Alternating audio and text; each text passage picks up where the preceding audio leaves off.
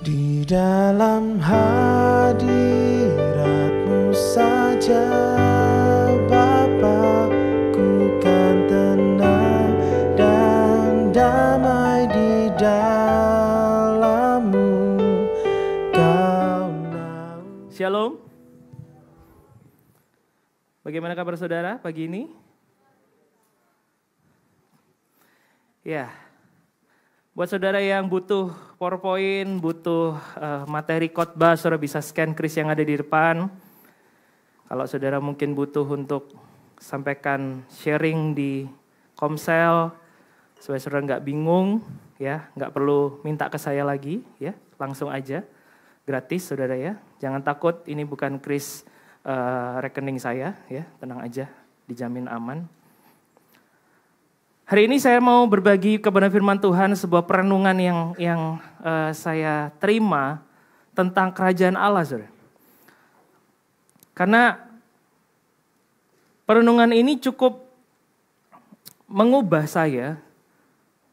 Sebelumnya saya pikir saya sudah tahu. Sebelumnya saya pikir saya sudah paham. Tapi ternyata waktu saya mendapatkan firman Tuhan ini, ternyata saya baru sadar bahwa ternyata saya belum begitu paham. Baru kemudian saya coba gali lebih dalam firman Tuhan. Dan firman ini firman yang hidup itu mengubah pandangan saya. Oke, mari kita mulai. Kita tahu visi kita tahun ini adalah walk in His kingdom, berjalan dalam kerajaan Allah. Tapi pertanyaannya, apakah yang dimaksud dengan kerajaan Allah? Kalau kita tidak benar-benar mengerti ini, kita tidak benar-benar menangkap ini, maka ini hanya akan menjadi sebuah slogan. Ini hanya akan menjadi sebuah gambar yang kita posting di profil picture kita, yang kita posting di sosial media kita, tanpa kita tahu sebenarnya apa maksudnya. Apa maksud berjalan dalam kerajaan Allah? Saudara, satu kali saya membaca ulang tentang ayat ini, Matius 6 ayat 33, dan saya percaya saudara sudah tahu, saudara sudah hafal ayat ini. Yesus berkata, carilah dahulu kerajaan Allah dan kebenarannya, maka semuanya akan ditambahkan kepadamu. Sekali lagi pertanyaannya, apa yang dimaksud dengan kerajaan Allah? Saudara, kerajaan Allah bukan sesuatu yang abstrak, bukan sesuatu yang ada di awang-awang. Kalau kita tidak benar-benar mengerti maksud ini, maka sebenarnya kita sedang ada dalam bahaya, saudara. Saudara, saya rindu mengajak saudara, saya rindu supaya kita semua waktu kita membaca firman Tuhan, bukan hanya sekedar membaca dan kemudian waktu kita tidak mengerti, ya sudah, kita diam saja. Itu membaca secara dogmatis, saudara. Tetapi saya ingin ajak kita untuk membaca firman Tuhan secara naratif. Apa maksudnya? Kalau kita baca firman Tuhan dan kita nggak ngerti, jangan berhenti. Terus gali, terus cari tahu, baca ayat sebelumnya, baca ayat setelahnya, baca pasal sebelumnya, baca pasal setelahnya. Cari tahu apa maknanya, apa ide dasar dari firman Tuhan ini. Kalau perlu saudara baca seluruh kitabnya. Lebih bagus lagi kalau saudara baca seluruh Alkitab. Supaya saudara bisa tangkap, apa maknanya? Kenapa Yesus bicara seperti ini?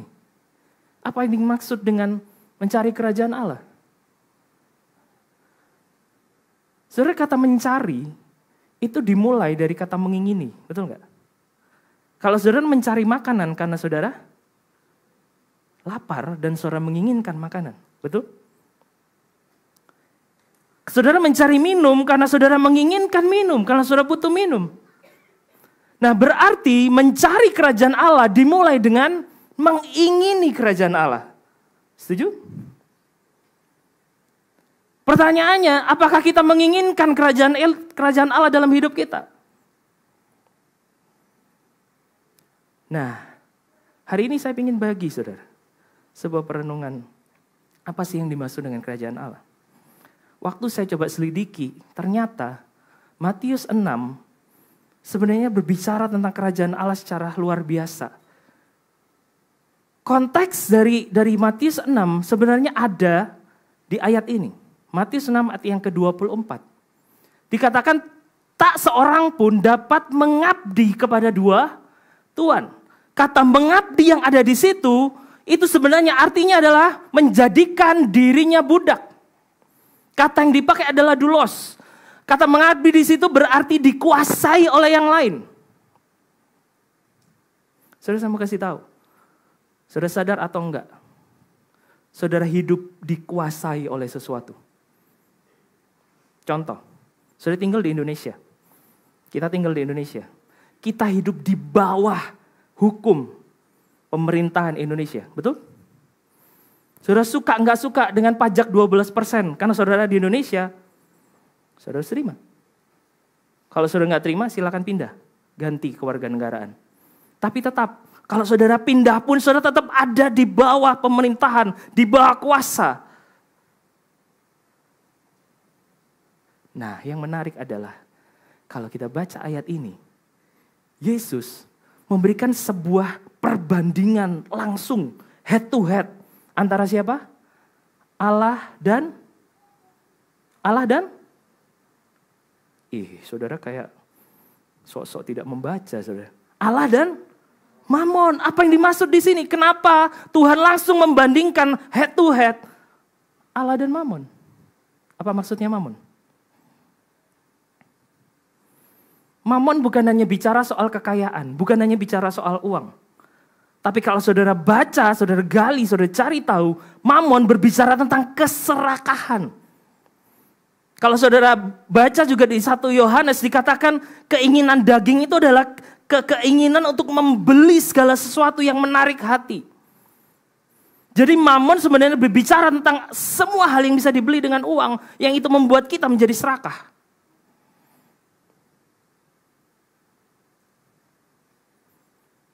Jadi ada hal yang menarik di sini. Berarti sebenarnya tanpa kita sadar, kita cuma punya 2 pilihan. Saudara ada di bawah kuasa Tuhan, atau saudara ada di bawah kuasa Mamon. Betul? Yesus tidak pernah membandingkan Tuhan dengan siapapun yang lain kecuali dengan Mamon. Buat saudara yang mungkin belum bekerja sendiri, belum dapat uang sendiri, mungkin saudara belum seberapa mengerti, tetapi coba tanamkan prinsip ini dulu dalam hatimu, dalam pikiranmu, dalam jiwamu. Waktu saudara satu kali nanti punya uang, hati-hati. Uang itu punya power, punya kuasa. Nah, tapi apakah saudara mengizinkan dirimu ada di bawah kuasa uang atau enggak? Itu pilihanmu. Itu pilihanmu. Saudara dikendalikan oleh uang atau enggak, itu pilihanmu. Satu kali saya diberhadapkan kepada pilihan. Gaji 4 kali lipat, fasilitas mobil, atau tetap jadi full timer. Pilih mana? Jauh sebelum itu saya diberhadapkan kepada 2 pilihan. Gaji 5 juta atau 500 ribu.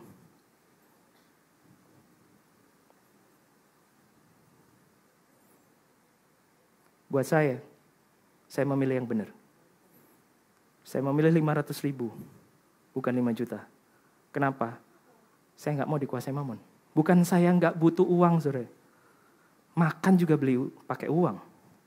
Tapi saya nggak mau dikuasai oleh uang. Uang nggak boleh mendikte hidup saya. Kalau kehendak Tuhan adalah saya memilih yang uang sedikit, so be it. Anak muda hati-hati. Nanti kalau saudara cari kerja, jangan jadikan uang sebagai prioritas utama. No, bukan. Hati-hati, uang punya kuasa. Engkau suka atau enggak suka, kalau engkau tidak mau memilih, engkau akan dikuasai uang.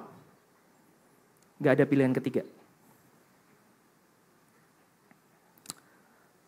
Terus kemudian di ayat berikutnya, ayat ke-25, Yesus bicara soal kekhawatiran. Matius 6. Dikatakan karena itu aku berkata kepadamu, janganlah khawatir akan hidupmu. Akan apa yang hendak kamu makan atau minum, dan janganlah kamu khawatir pula akan tubuhmu, akan apa yang hendak kamu pakai. Apa arti khawatir? Siapa yang pernah khawatir? Iyalah, muka saudara penuh kekhawatiran. Saudara hati-hati, khawatir itu ternyata artinya saudara sedang dikuasai dengan yang namanya kecemasan, anxiety.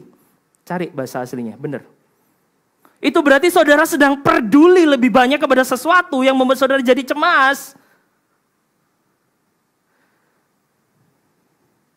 Dan ada arti yang menarik, karena ternyata khawatir itu artinya distraction.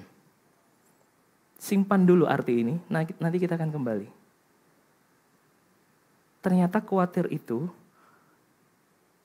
membuat kita teralihkan. Nah, sebenarnya saudara, Matius 6 konteksnya berbicara tentang ini. Saudara khawatir tentang kebutuhan hidupmu kan? Gimana masa depan? Aduh gimana ya, belum punya pacar. Betul gak sih? Oh enggak ya? Hebat anak SMCC. Khawatir nanti kalau menikah gimana ya? Biaya menikah, wow. Gak murah sudah. Belum lagi kalau sudah menikah harus punya rumah. Wow, berapa duit? Ya kalau turunan kalau bahasa Koreanya cebol, wis. Yang nggak tahu kurang gaul berarti. Tapi masalahnya begini saudara. Konteks di Matius 6 sebelum kita bicara soal kerajaan Allah sebenarnya bicara masalah ini. Apakah kita dikuasai oleh kebutuhan akan kehidupan atau kita dikuasai oleh kepentingan kerajaan? Gak ada yang lain.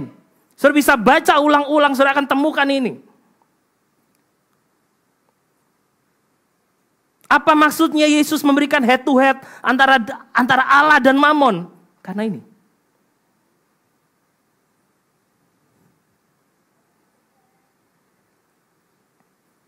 Saudara, bicara masalah kebutuhan hidup.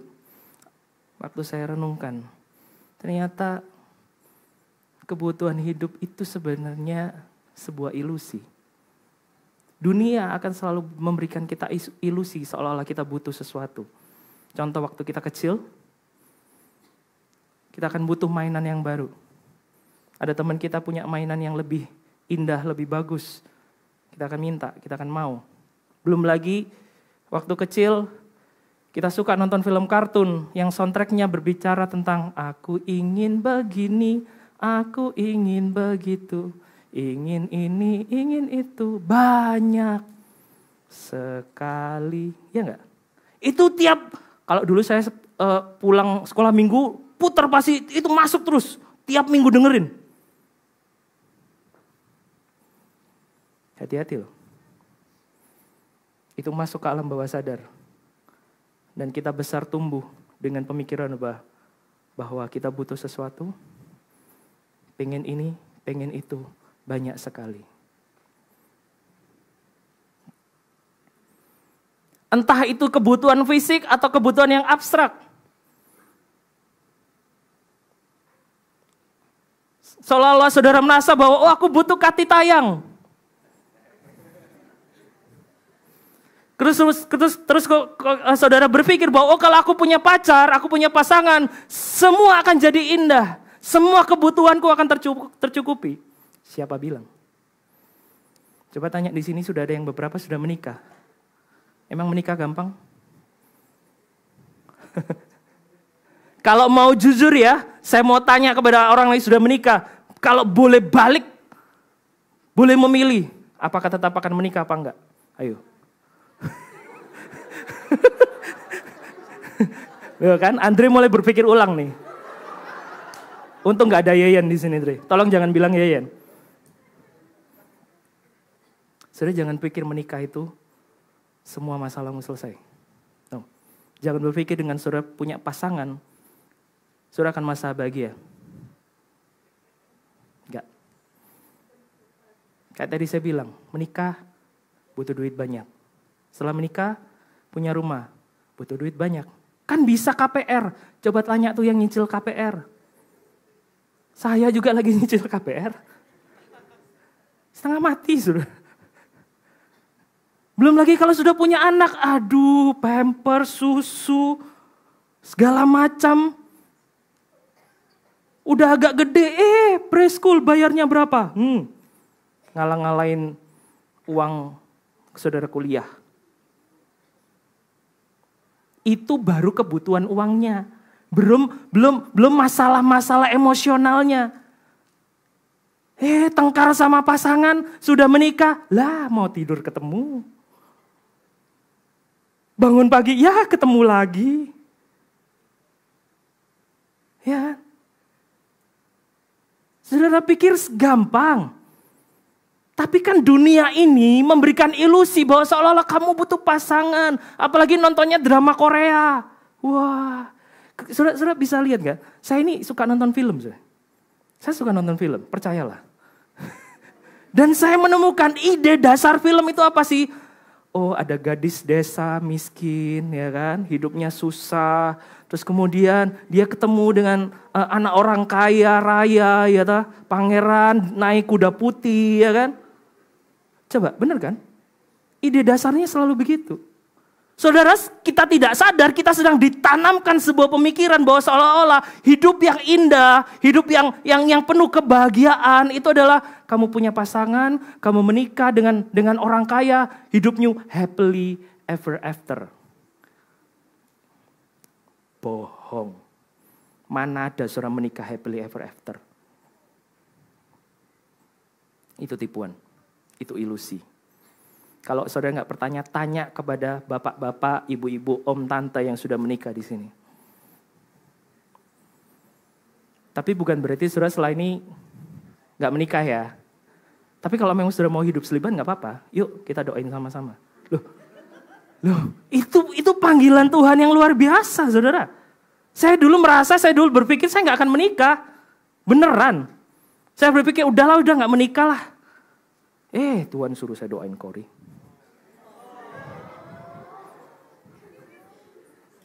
Jangan Saudara nggak tahu kan prosesnya gimana?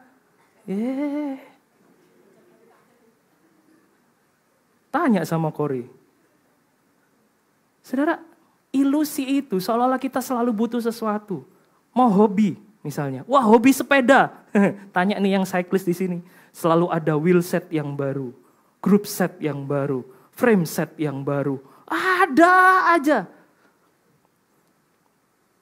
Mau apa lagi? Hobi kopi. Aduh, saya baru masuk terjerumus di sana. Namanya alat kopi, saudara. Aduh. Udahlah, saudara jangan masuk lah. Mau ngomong hobi apa lagi, saudara? Akan selalu ada yang baru. Belum lagi kalau saudara main marketplace kan, toko hijau, toko orange ya kan. Saudara lagi lihat nih, wah bagus masukin wishlist kan, wih sudah tutup. Berapa menit kemudian? Yakin gak mau beli? Kasih notif kan? Oke ya udah masukkan ke keranjang ya kan, mulai tergoda, masukkan ke keranjang. Berapa jam kemudian? Ini udah siap di check out loh. Bener gak? Dunia akan terus kasih kita ilusi bahwa kamu butuh, kamu perlu, kamu butuh, kamu perlu. Pertanyaan saya, tolong dijawab dengan jujur. Kalau semua kebutuhanmu dicukupi, dipenuhi, dijawab, apakah saudara masih akan menginginkan sesuatu? Iya enggak? Yes. Kebutuhan tidak akan selesai. Sampai saudara dipanggil Tuhan. Jadi saudara mau dikuasai kebutuhan atau kepentingan kerajaan? Nah ini saudara yang tadi saya bilang distraction. Iblis akan selalu menawarkan pengejaran akan kebutuhan supaya kita nggak lagi mengejar kerajaan. Kekhawatiran sebenarnya membuat fokus kita teralihkan dari kepentingan kerajaan kepada kebutuhan hidup. Begitu saudara khawatir, matamu teralihkan. Pandanganmu teralihkan. Iblis akan selalu menawarkan. Iblis gak bisa kontrol saudara. Enggak. Iblis hanya tawarkan. Mau pilih enggak? Mau ambil enggak? Kayak tadi, mau check out enggak? Itu pilihan saudara.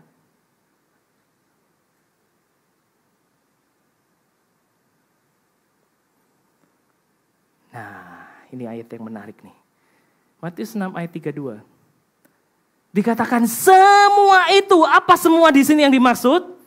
Semua yang atas tadi, semua kebutuhan ya kan. Semua itu dikatakan dicari bangsa-bangsa yang tidak mengenal Allah. Apa yang dimaksud bangsa yang tidak mengenal Allah? Artinya adalah ini. Penyembah berhala. Berarti kalau saudara khawatir, saudara adalah gak berani ngomong. Kalau saudara dikuasai kebutuhan hidup, saudara adalah gak berani ngomong. Lu firman Tuhan ngomong kok. Penyembah berhala. Gak percaya sama saya, silahkan dilihat. Silahkan dibuka. Coba lihat kanan kiri ngomong, jangan khawatir. Kamu jadi penyembah berhala. Nah kan gak banyak yang berani ngomong. Ingat ya, tiap kali saudara khawatir, ingat ini. Engkau sedang menjadi penyembah berhala. Masalahnya saudara, kita sudah dengar firman setiap minggu. Kita rajin komsel, rajin ibadah, tapi tetap khawatir. Bahkan saudara jadi pemimpin, saudara tetap khawatir. Berarti saudara sebenarnya tetap menjadi penyembah berhala. Saudara mau khawatir apa sih? Masa depan. Tuhan sudah ada di sana. Mau khawatir soal jodohmu. Tuhan sudah ada di sana. Maksudnya di sana itu entah Tuhan siapkan atau enggak, hidupmu cukup. Saya enggak omong pasti siapkan ya. Karena ada orang yang memang panggilannya selibat kok. Rasul Paulus bilang. Tuhan cukupkan. Amin.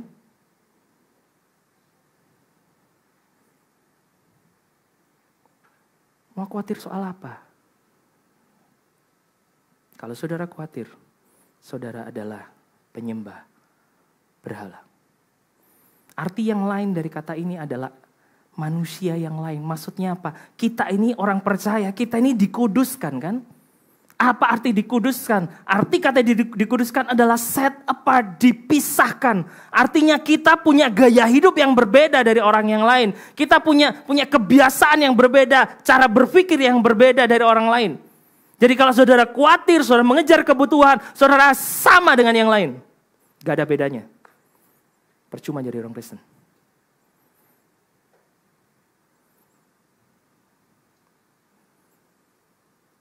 Jangan jadi penyembah berhala. Saudara bisa ada di gedung ini setiap minggu, tapi tetap menjadi penyembah berhala. Saudara bisa melayani di mimbar, tapi saudara tetap jadi penyembah berhala. Saudara bisa jadi pemimpin, tapi saudara tetap penyembah berhala. Hati-hati.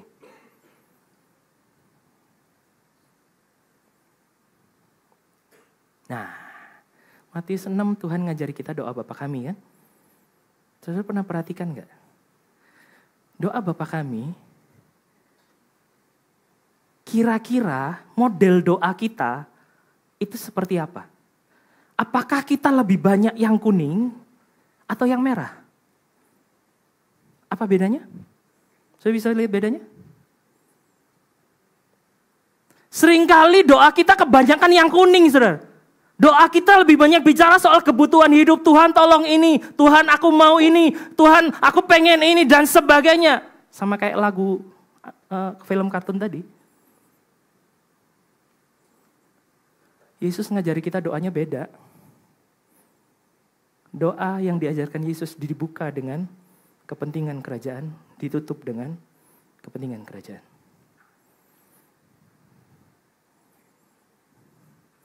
Mari ubah doa kita yuk. Ya. Jangan cuma tiap kali datang sama Tuhan, Tuhan aku butuh uang, Tuhan aku butuh pasangan. Gak usah. Cari kepentingan kerajaan dulu. Datanglah kerajaanmu di bumi seperti di surga. Dengan kata lain sebenarnya, Yesus sedang mengajari kita, saudara. Kepentingan kerajaan itu lebih utama dari kebutuhan hidup. Amin. Tuh kan saudara berat ngomong aminnya. Nah kan susah banget ngomongnya. Saya tahu saudara. Tapi ini kebenarannya. Doa kita harus kebanyakan berisi tentang kepentingan kerajaan daripada kebutuhan hidup. Jangan dibalik. Saudara, saya ngomong gini bukan karena saya nggak punya kebutuhan hidup, saudara. Muka saya banyak kebutuhannya, saudara bisa lihat. Tapi kan kembali lagi soal pilihan. Mau pilih dikuasai yang mana? Mau pilih dikendalikan yang mana?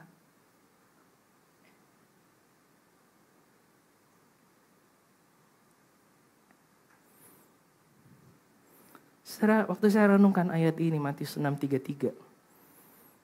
Terjemahan yang paling menjelaskan adalah versi bahasa Indonesia masa kini. Dikatakan jadi, berarti kan ini kesimpulan kan? Jadi, kesimpulan. Apa kesimpulannya? Usahakanlah, katakan usahakan. Usahakanlah dahulu supaya apa? Allah memerintah atas hidupmu dan lakukan kehendaknya. Berarti harus diusahakan. Betul? Gak bisa datang dengan sendirinya. Gak bisa otomatis.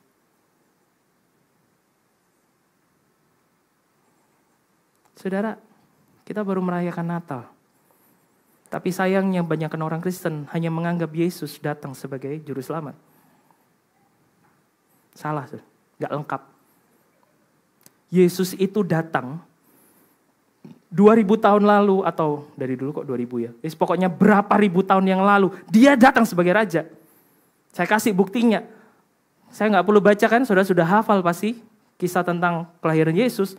Lukas 2, ayat yang ke-11, malaikat Gabriel datang memberitahu bahwa ada kedatangan yang namanya Yesus. Dia akan disebut Kristus. Apa artinya Kristus? Kristus bukan hanya yang diurapi. Kalau kita dulu sering belajar kata Kristus artinya yang diurapi, arti sebenarnya adalah raja yang diurapi. Jangan didiskon. Justru yang penting adalah raja. Mau bukti apa lagi? Waktu malaikat datang kepada para gembala di padang mengembalakan domba, saudara perhatikan dikatakan ada bala tentara surga, benar gak? Yang dikawal tentara siapa? Raja kan? Ngapain bala tentara surga datang ke bumi? Simple, karena rajanya lagi turun ke bumi. Ya kan? Mau apa lagi? Orang Majus. Orang Majus itu nyari siapa? Apa yang dicari sama orang Majus? Siapa yang dicari orang Majus? Kalau saudara baca, orang Majus mencari raja. Benar gak? Orang Majus datang berjalan ribuan kilometer membawa banyak persembahan untuk diberikan kepada siapa? Raja. Iya kan? Mau apa lagi? Herodes, kenapa dia harus membunuh semua bayi di Bethlehem? Karena dia dapat informasi bahwa ada raja baru yang lahir, dia nggak mau tahtanya, kerajaannya diambil dari keturunannya. Dia anggap ada saingan baru. Itu kenapa dia bunuh semua bayi. Karena dia tahu ada raja yang baru yang lahir. Mau bukti apa lagi? Terakhir waktu Yesus mau naik ke surga. Sebelum dia berkata memberikan kita amanat agung, pergilah jadikan semua bangsa muridku. Yesus bilang apa? Kepadaku telah diberikan semua kuasa di surga dan di bumi. Siapa yang punya kuasa absolut? Raja. Betul? Jadi Yesus datang menjadi raja. Apa tugas raja? Cuman satu, memerintah. Betul? Usahakanlah supaya Allah memerintah atas hidupmu. Yesus harus jadi raja dalam hidup kita.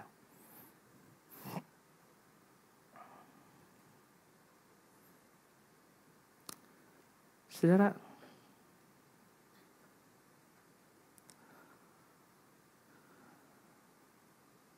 masalahnya kan gini saudara, kita selalu punya keinginan. Kita punya kehendak. Terus gimana, apakah kita gak boleh pengen sesuatu?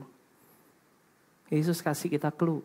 Yohanes 15 ayat yang ke-7 dikatakan, jikalau kamu tinggal dalam aku dan firmanku tinggal dalam kamu, mintalah apa saja yang kamu kehendaki, maka kamu akan menerimanya.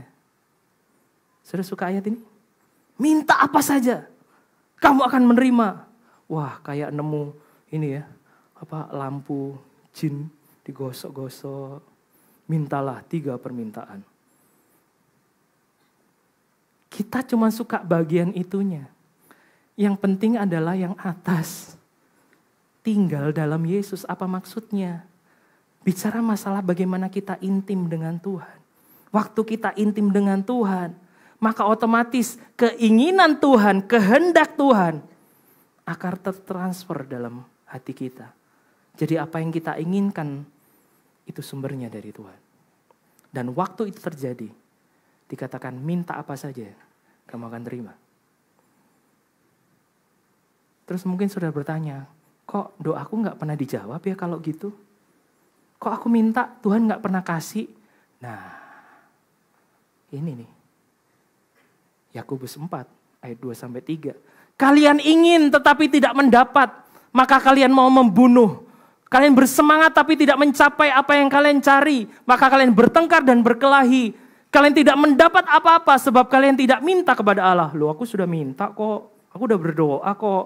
Dan kalaupun kalian sudah memintanya, kalian toh tidak mendapatkannya. Sebab apa? Tujuan permintaanmu salah. Apa yang kalian minta adalah untuk kesenangan diri sendiri. Kalau permintaan kita hanya melulu soal kebutuhan hidup, hanya melulu soal kesenangan diri sendiri, saudara gak akan terima. Firman Tuhan yang bilang. Nah, ini buat para pemimpin nih. Saya bicara buat para pemimpin di sini. Roma 15 ayat 1-3 dikatakan, kita yang sungguh-sungguh yakin akan apa yang kita percayai haruslah bersabar terhadap keberatan-keberatan orang yang lemah keyakinannya. Janganlah kita mau menyenangkan diri kita sendiri saja. Sebaliknya kita masing-masing harus menyenangkan hati sesama saudara kita untuk kebaikannya supaya keyakinannya bertambah kuat. Sebab Kristus pun tidak memikirkan kesenangan dirinya sendiri. Kalau saudara baca ayat ini konteksnya berbicara buat para pemimpin. Orang-orang yang imannya lebih kuat. Artinya begini para pemimpin. Jangan hanya mikir dirimu sendiri. Jangan hanya mencari kesenanganmu sendiri. Saudara walaupun kita pemimpin mungkin saudara berpikir bahwa kan aku butuh me time. Butuh refreshing, butuh healing. It's okay. Tapi ingat saudara, kalau di tengah-tengah saudara me time, kepentingan kerajaan datang, interupsi, selesaikan meeting. Me time-mu selesaikan. Jangan alasan refreshing, saudara korbankan kepentingan kerajaan. Tidak.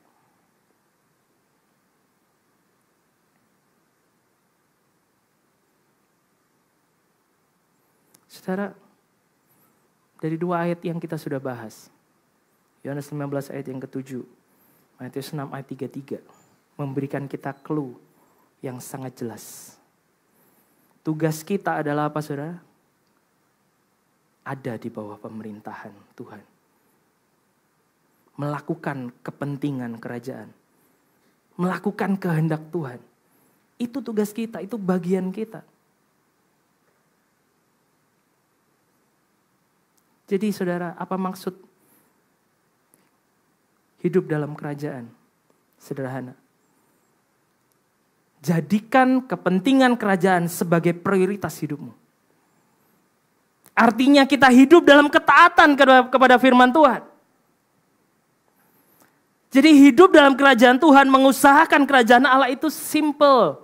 Bukan sesuatu yang complicated, bukan sesuatu yang ribet. Sederhana. Jadikan kepentingan kerajaan sebagai prioritas. Sudah siap? Tuh kan gak mau. Ya gak apa-apa sih, terserah saudara. Saya cuma menabur aja.